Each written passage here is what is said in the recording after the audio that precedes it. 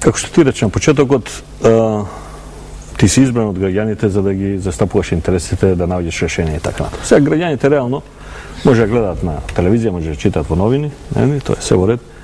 Меѓутоа не може да го решат овие дипломатски проблеми од причина што не може да се сретне со нема ни мандат, ниту може да оди, ниту има капацитет да го прави тоа. Меѓутоа граѓанинот па го интересира што се случува и внатре, пред се внатре. Значи од што живее? Апсолутно. Да нема само игри, да има и леп. И лепи игри. Во најголемата светска криза, што ја памти современиот свет, нели? Она 30-тите години во Америка, веќе тоа не е современ свет, се уште не се патувало ни по воздух, ни така натаму, со брод се патувало од еден до друг континент по еден месец. Значи, во современиот свет најголемата економска криза беше лани. И оваа година, значи 2008-2009. Ние не може да кажеме дека пројдовме лесно. И се уште трае. И се уште трае, и прашање како е, имаме сега, те грците се заглавени, шпанците, не знам, некои земји во заливот. Но, не може да кажеме дека пројдовме нагибнати, но некако доста добро преживеавме, доста добро останавме на нозе. Да, значи се соочивме со најголемата светска економска криза од 29-та па наваму. Сега веќе ја мерат дали е и прва или втора. До сега се викаше најголемата, после тоа сега веќе може е таа најголема, а ова е втората. Да, се збори да не е можеби оваа најголема, да. Како и да е, која и да е, значи нас не зафати од октомври минатата година, 2008. Значи една година. Година и месец. Во светот почна порано, неколку месеци порано, кај нас дојде неколку месеци покасно. И веројатно и така и ќе биде при заминувањето, претпоставувам. Прво ќе почне во светот, па по неколку месеци кај нас ќе почне заминувањето на кризата. Од гледна точка, како поминаа другите држави, како поминавме ние сме трета поред земја што има најмал пат на бруто домашниот производ. А тоа е, тука се вклучени севкупно сите параметри од економијата. Трета поред земја на Балканот? Не, општо во Европа. Во Европа, да. Значи конкуренцијата која е европско првенство. Да. Нашата проекција е дека ќе завршиме со пат од само минус 0,6% на бруто домашниот производ, GDP, што го викаат многу. Во споредба со, например? Во споредба со сите, освен две држави, Германија, Франција, Англија, Словенија, Хрватска, Србија, Бугарија, Грција. Сите со поголем пад од нас? Со многу поголем. Кој минус 4, кој минус 5, минус 6, минус 8, минус 7. Романија, да кажеме. Повеќето, да речеме Словенија, мислам, над минус 6 дека ќе заврши. Може би минус 7. Да не зборуваме Украина, која што првиот квартал имаше минус 25 пат на бруто домашниот производ. Да, сега викаат го намалиле нешто, но се уште е многу висок. Така што, кога се споредуваме со другите земји, состојбата кај нас може да се каже онака како што кажа ти дека добро поминавме, имавме 3 пакети на антикризни мерки, помогнаа многу и тие. Сепак ја не можам да кажам дека е супер и дека треба да сме многу среќни и така натаму, затоа што ние се уште имаме многу економски проблеми и како што кажав, мене ми е задача да се борам да ги решавам сите проблеми. Не сум ветил дека сите ќе ги решам. На изборите на секој митинг речиси кажував, јас ќе се трудам да решам што повеќе проблеми, но не очекувате да ги решам сите. Дека никој не може сите да ги реши, тогаш што би било кога сите. Чак Норис. Да.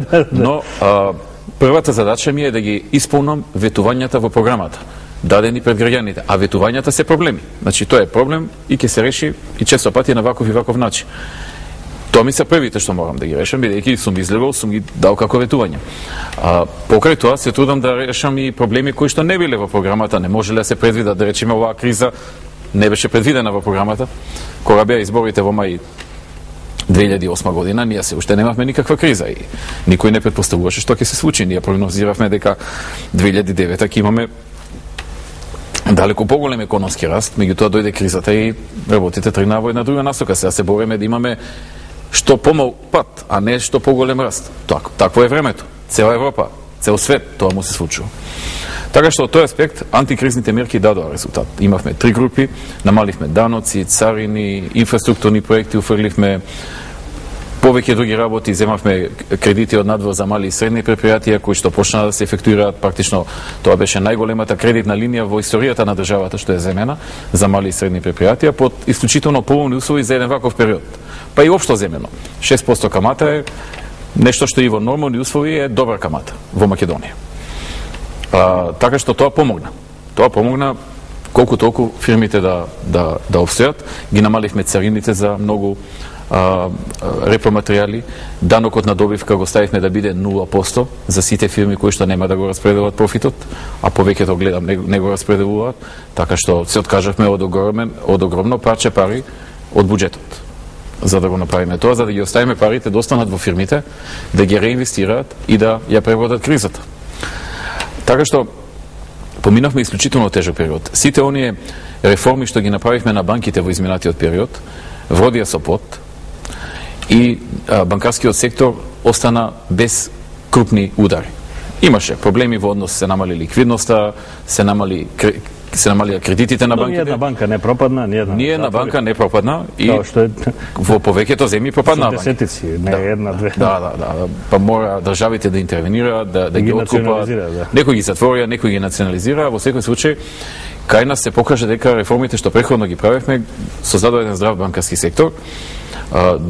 Сигурноста што ја направивме на граѓаните, се сеќавам јас тој закон го предложив на времето, да секој граѓанин има заштита на неговиот влог до 10.000 евра 100% и од 10 до 20.000 евра 90% во секоја банка. Па многу граѓани отидоа во повеќе банки, си ги распределија парите, па практично речиси сите пари им останаа заштитени. Тоа остави голема сигурност. Инаку замислете сите да отидеа си ги повлечат парите од банките, тогаш банките во уште понеповолна ситуација ќе се најде покрај кризата, ќе ги погодеше и тешката паника. Така што се сочивме и со друг проблем. За време на изборите некои од, претпоставувам, опозиционите медиуми создадоа атмосфера дека ќе има девалвација. Значи, кај криза, па уште и психоза дека ќе има девалвација. Ние знаевме дека ќе нема, ама луѓето почнаа да не веруваат, викаат криза е, на многу места девалвира валутата, паѓаат девизните резерви, весниците, медиумите пишуваат, значи ќе има и луѓето се почнаа да влечат пари. Ќе продолжиме со економијата. Што подразбираш под опозициони медиуми? Дневник, например. И други, не само Алфа. Као вака, као пример. И велиш за време на изборите? За време на... Вела, че има... Дојде до една тешка психоза и тогаш државата изгуби од девизните резерви само по ова прашање. 90 милиони евра. Само по ова прашање се намалија девизните резерви со 90 милиони евра. Мораше дополнителни напори, дополнителни мерки да се презимаат. Тука имаше една добра координација помеѓу Централната банка и владата во тој период. Независно што за некои прашања имаме различни мислења, сепак во тој период имавме добра координација, се надмина таа ситуација.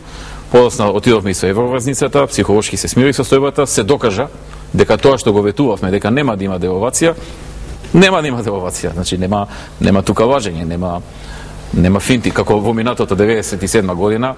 Ајде ќе го нападнеме таму Гостивар за да направиме девалвација. Значи нема таква работа. Што тврдеа дека ќе има девалвација, дека сме не знам изолирани преска зборевме.